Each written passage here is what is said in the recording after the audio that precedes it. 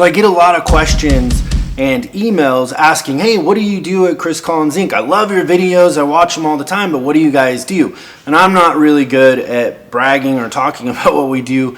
And so I just want to tell you right off the top, what we do is we have the new stuff for service managers and service advisors. We have the best service manager training in the industry. It's unlike anything else out there. We have a service manager 20 group coaching group that we run, and we have the best service advisor training out there, at least in my opinion, although there is good service advisor training done by other people. But we like ours the best because, of course, it's ours. But that's what we do. We help solve the puzzle of fixed absorption, and we help service managers get the resources they need to become the best leaders and managers that they can, and to train their advisors to be top dog service advisors. So that's what we do here at Chris Collins Inc. Now in this video, I want to talk about how you can get the best advisors and maintain them. We call them the top dog service advisors, but what you want is those advisors that are really, really good with customers and really, really good with sales. So I'm going to go through the 5 keys with you in this video. Now, the first key for you as a manager is you need to set higher expectations for your service advisors, because if you are going to stay where you're at right now and not get better, then that really isn't a recipe for success. If we want to get better, we need to set higher expectations. So I want you to take a couple minutes and print a RAP report or an advisor performance report and look at your service advisors and look at the numbers they're doing.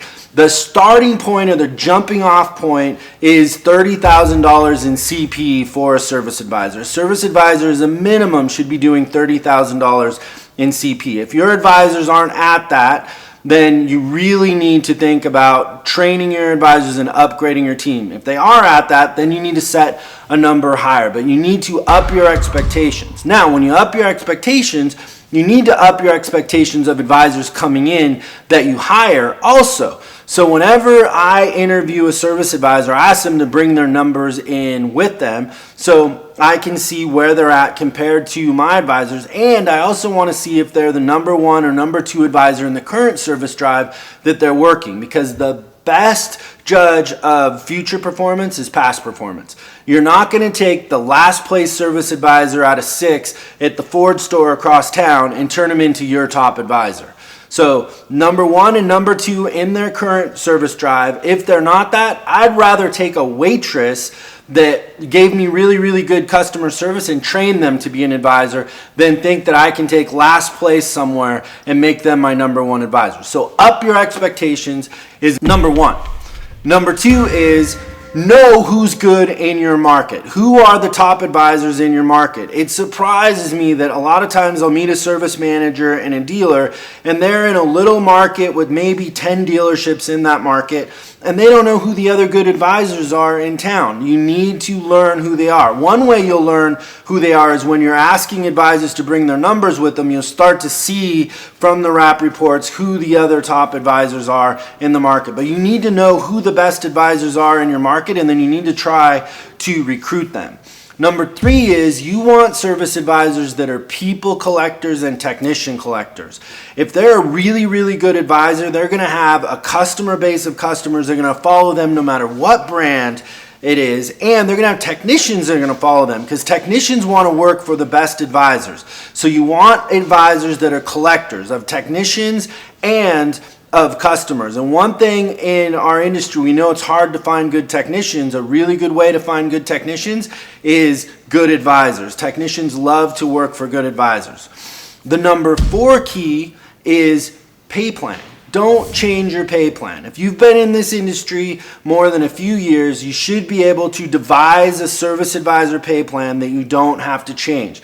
One of the biggest gripes I hear from service advisors when I'm interviewing them, trying to steal them from the competition is, oh, they just changed my pay plan again for the 3rd time this year. If you're trying to manage through your pay plan, you need to get on Service Manager University and learn how to make a great pay plan, but learn how to manage your advisors not by pay plan. You can't constantly change your pay plan every time you want your advisors to do something. You need to have a good balance of customer satisfaction and of performance in your pay plan, but you shouldn't have to change it for years. And that's a great recruiting tool with the best advisors out there because they don't want their pay plan changed. If you think about it, most of the best advisors are family oriented and they have kids and they like security, and so they don't feel secure when you're constantly changing their pay plan and they're constantly trying to figure out how much they're going to make. So one key is get good at pay plans, have one service advisor pay plan, and don't change it, and talk about that and tout that because it's a great recruiting tool for your dealership. And then the last one is create a culture of constant improvement.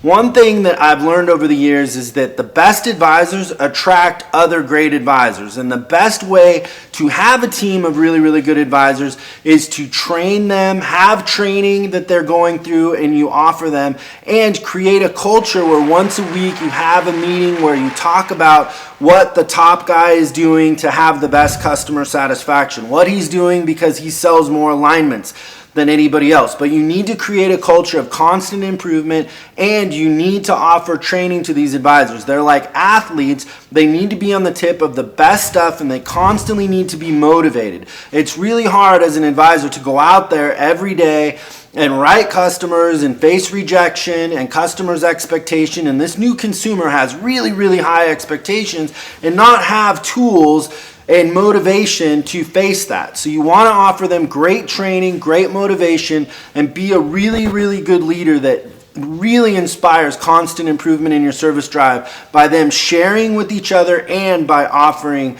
training. Now I'm going to do something for you. Most of the time I just send out one of these videos a month. But what I'm going to do is I'm going to make a video for you right after this, and I'm going to email you in a couple days that's going to be a training video just for your advisors. And in that video I'm going to talk about the keys to being a successful advisor, and it's customer collecting and trust. I'm going to go through some great things, but I'm going to send that to you as a gift that you can play in an advisor meeting to start this off and start this constant improvement. I suggest that you have a meeting at least once a week, that you get on my virtual interactive system for advisors and play a video every week and talk about it and role play it and create that constant improvement. But I want to get you kick-started, so I'm going to make a video for you that you can play for your advisors and kind of start this conversation about what it is about to be a really, really good service advisor.